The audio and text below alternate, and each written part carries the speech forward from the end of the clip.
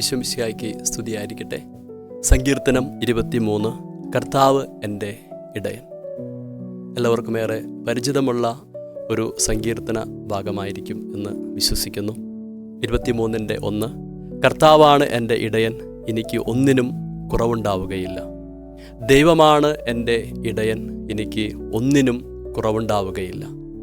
ഉൽപ്പത്തി പുസ്തകത്തിൻ്റെ 48 അധ്യായത്തിൽ യാക്കോബ് ജോസഫിനെ അനുഗ്രഹിച്ചുകൊണ്ട് ഇപ്രകാരം പറയുന്നുണ്ട്. 48 അധ്യായത്തിൻ്റെ 15 വാക്യം, അവൻ ജോസഫിനെ അനുഗ്രഹിച്ചുകൊണ്ട് പറഞ്ഞു, എൻ്റെ പിതാക്കന്മാരായ അബ്രാഹവും ഇസഹാക്കും ആരാധിച്ചിരുന്ന ദൈവം ഇന്ന് വരെ എൻ്റെ ജീവിതകാലം മുഴുവൻ എൻ്റെ ഇടയനായിരുന്ന ദൈവം. അബ്രാഹത്തിൻ്റെയും ഇസഹാക്കിൻ്റെയും യാക്കോബിൻ്റെയും ദൈവമെന്ന് നാം എപ്പോഴും പ്രാർത്ഥിക്കാറുണ്ട്.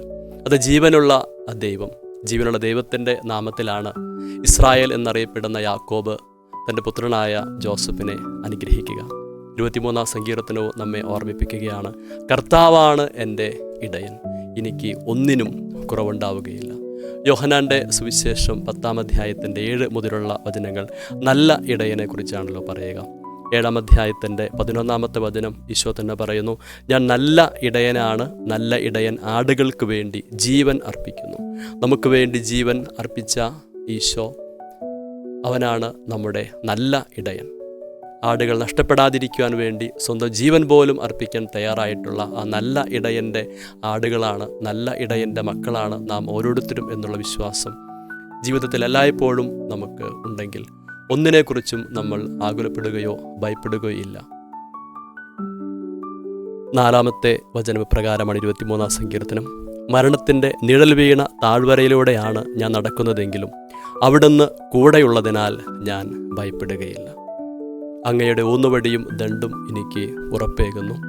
എൻ്റെ ശത്രുക്കളുടെ മുൻപിൽ അവിടുന്ന് എനിക്ക് വിരുന്നൊരുക്കുന്നു. ജീവിതത്തിൽ ഒരുപാട് അപകട മേഖലകളിലൂടെയാണ് ഞാൻ സഞ്ചരിക്കുന്നതെങ്കിലും ദൈവം കൂടെയുള്ളതുകൊണ്ട് ഞാൻ ഒന്നിനെയും ഭയപ്പെടുകയില്ല. 91 സങ്കീർത്തനത്തിൽ നാം കാണുന്നുണ്ടല്ലോ, അത്യുന്നതൻ്റെ സംരക്ഷണം എനിക്കുണ്ട്. 34 സങ്കീർത്തനവും പറയുക, ദൈവത്തിൻ്റെ സംരക്ഷണം എനിക്കുണ്ട്. 27 സങ്കീർത്തനം പറയും, ഞാൻ കർത്താവിൽ ആശ്രയിക്കുന്നത് കൊണ്ട് ഒന്നും എന്നെ ഭയപ്പെടുത്തുകയില്ല. 27 സങ്കീർത്തനത്തിൻ്റെ 3 മുതലുള്ള വചന പ്രകാരമാണ്, ഒരു സൈന്യം തന്നെ എനിക്കെതിരെ പാളയമടിച്ചാലും എൻ്റെ ഹൃദയം ഭയം അറിയുകയില്ല. എനിക്കെതിരെ യുദ്ധമുണ്ടായാലും ഞാൻ ആത്മധൈര്യം വിടുകയില്ല. അപ്പോൾ എന്തു തന്നെ സംഭവിച്ചാലും കർത്താവാണ് എൻ്റെ ഇടയനെങ്കിൽ എനിക്ക് വലിയ ആത്മധൈര്യമുണ്ട്. അവൻ എന്നെ രക്ഷിക്കുക തന്നെ ചെയ്യും. 23 സങ്കീർത്തനത്തിൻ്റെ 6 വചനം, അവിടുത്തെ നന്മയും കരുണയും ജീവിതകാലം മുഴുവൻ എന്നെ അനുഗമിക്കും. കർത്താവിൻ്റെ ആലയത്തിൽ ഞാൻ എന്നേക്കും വസിക്കും. ബാറൂക്ക് പ്രവാചകൻ്റെ പുസ്തകത്തിൻ്റെ 5 അധ്യായത്തിൻ്റെ 9 വചനം ഇപ്രകാരമാണ്, തന്നിൽ നിന്ന് വരുന്ന നീതിയും കാരുണ്യവും കൊണ്ട് ദൈവം സന്തോഷപൂർവ്വം ഇസ്രായേലിനെ തൻ്റെ മഹത്വത്തിൻ്റെ പ്രകാശത്തിലേക്ക് നയിക്കും. അവിടുത്തെ കാരുണ്യവും നീതിയും അവർക്ക് അകമ്പടി സേവിക്കും. അത് ദൈവത്തിൻ്റെ കാരുണ്യവും നീതിയും എന്നേക്കും നമുക്ക് അകമ്പടി സേവിക്കും. 27 സങ്കീർത്തനത്തിൻ്റെ 5 വചന പ്രകാരമാണ്, ക്ലേശകാലത്ത് അവിടുന്ന് തൻ്റെ ആലയത്തിൽ എനിക്ക് അഭയം നൽകും, തൻ്റെ കൂടാരത്തിനുള്ളിൽ എന്നെ ഒളിപ്പിക്കും. ദൈവം നമുക്ക് തൻ്റെ ആലയത്തിൽ നമുക്ക് അഭയം നൽകും.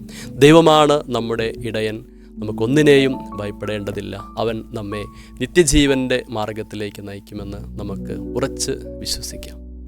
നമ്മുടെ കർത്താവ് ഈശോ മിശിഹായുടെ കൃപയും പിതാവായ ദൈവത്തിൻ്റെ സ്നേഹവും പരിശുദ്ധാത്മാവിൻ്റെ സഹവാസവും എല്ലാവരോടും കൂടെ ഉണ്ടായിരിക്കട്ടെ, ഇപ്പോഴും എപ്പോഴും.